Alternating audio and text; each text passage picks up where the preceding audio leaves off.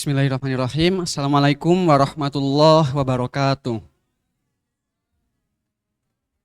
Alhamdulillahirabbil alamin. Assalatu wassalamu ala asyrofil anbiya wal mursalin sayyidina wa maulana Muhammad wa ala alihi wa sahbihi ajma'in, amma ba'du.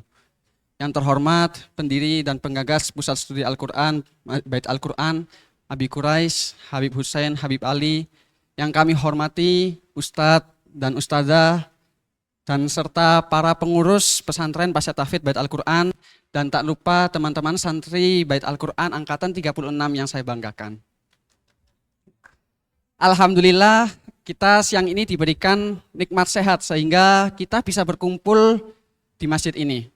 Kalau kita nggak sehat kita nggak ada di sini. Oke, teman-teman, kita semua di sini semua insya Allah terlahir dalam keadaan sempurna ya. Maksudnya gini, semua punya tangan dua kan, kaki punya, kepala punya, ya, mata juga ada, telinga ada, oke, yang lainnya juga ada. Dan semuanya juga ternyata berfungsi dengan baik.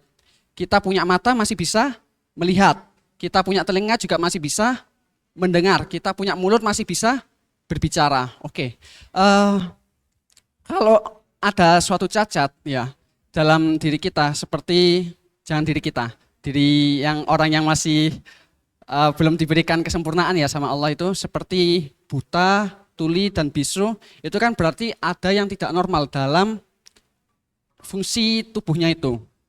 Oke. Pertama tuli ya, tuli, bisu, dan buta ya. Tuli, bisu, dan buta.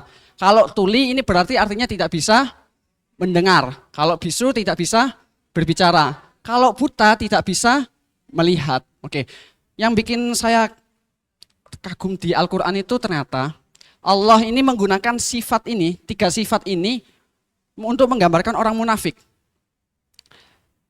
Apakah orang munafik itu mereka itu tuli, bisu, buta?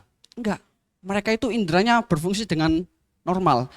Tapi ternyata Allah menggambarkan ini untuk fungsi hati mereka. Ya. Fungsi hati. Fungsi hati. Oke. Yang dimaksud adalah fungsi hatinya. Ayatnya adalah sumum bukmun umyu fahum la yarji'un. Mereka itu tuli, bisu, dan buta, dan mereka tidak akan kembali. Oke. Kembali lagi ke tuli. Kalau kita berbicara tuli berarti kaitannya dengan apa? Dengan telinga. Telinga fungsi dasarnya adalah untuk mendengar. Dari mendengar kita mendapatkan informasi, kalau punya informasi akhirnya kita bisa mencerna dan bisa memahami. Nah, oke, teman-teman, kalau kita kan punya telinga ya. Kalau misalnya dengar azan, kira-kira langsung bergegas ke masjid apa lanjut tidur kalau habis itu? Oke, kalau anak-anak BG kayaknya langsung ke masjid ya. Oke. Terus kita kalau misalnya dipanggil sama orang tua, kita langsung bergegas mendatangi atau masih nanti-nanti dulu? Ya, oke, bergegas, insya Allah di sini soleh semua, soleh-soleha ya. Itu tuli tadi, ya. Selanjutnya bisu. Kalau bisu berarti kaitannya dengan mulut, ya. Kita manusia dikasih mulut, digunakan untuk berbicara, diberikan kemampuan untuk berbicara.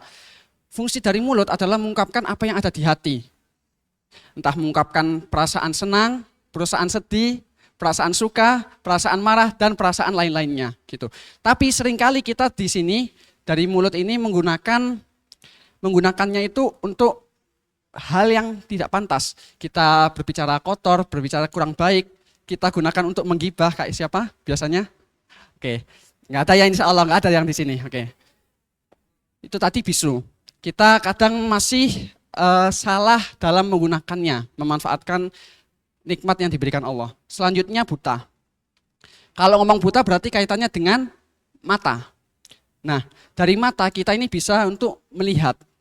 Kita bisa melihat mana jalan kita, mana yang bahaya, dan kita bisa tahu dengan mata, kita bisa tahu kemana arah tujuan kita. Tapi seringkali kita kan rasanya seperti kehilangan arah.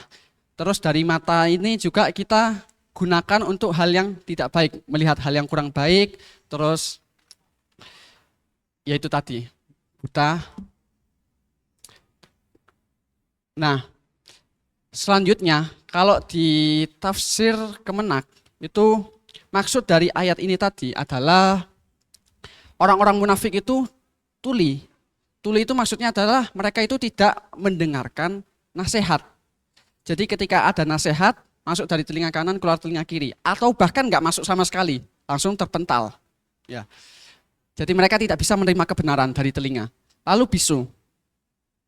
Bisu ini yang dimaksud adalah mereka itu tidak bisa mengungkapkan kebenaran. Mereka sesungguhnya tahu apa yang benar, tapi mereka tidak mengungkapkannya. Dan yang selanjutnya adalah buta. Mereka melihat kebenaran, mereka tahu, tapi mereka tidak mengambil pelajaran dari kebenaran tersebut. Akhirnya, fahum la yarji'un.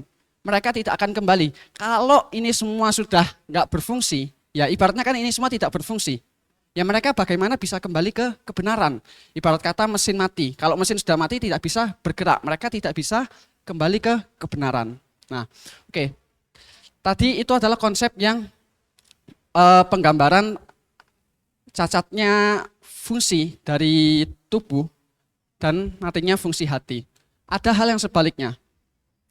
Ada orang yang ternyata itu fungsi secara fisiknya itu tidak sempurna. Jadi bisa kita katakan buta. Ini adalah ceritanya di Mesir, ada Syekhul Azhar namanya Profesor Ibrahim Khalifah. Beliau itu buta sejak kecil. Meskipun buta secara mata, tapi tidak dengan mata hatinya. Karena meskipun buta, beliau masih tetap bisa berkarya. Sehingga beliau menjadi ulama terkemuka. Bagaimana dengan kita yang fungsi fisik masih sempurna? Kita mata masih bisa lihat, masih bisa gunakan untuk membaca, masih bisa untuk belajar. Kita punya telinga masih bisa untuk mendengarkan guru, untuk belajar. Kita punya mulut juga bisa digunakan untuk berbicara yang baik. Tapi apakah kita sudah menggunakannya dengan baik?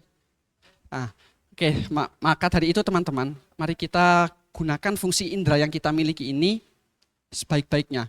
Karena nikmat suatu indera itu akan tetap terasa ketika kita memilikinya. Kalau kita udah dicabut, maka kita biasanya baru menyadarinya. Semoga kita nggak sampai dicabut nikmat itu. Oke, amin. Mungkin itu ya. Ke pasar beli pepaya. Cukup sekian dari saya. Wassalamualaikum warahmatullahi wabarakatuh.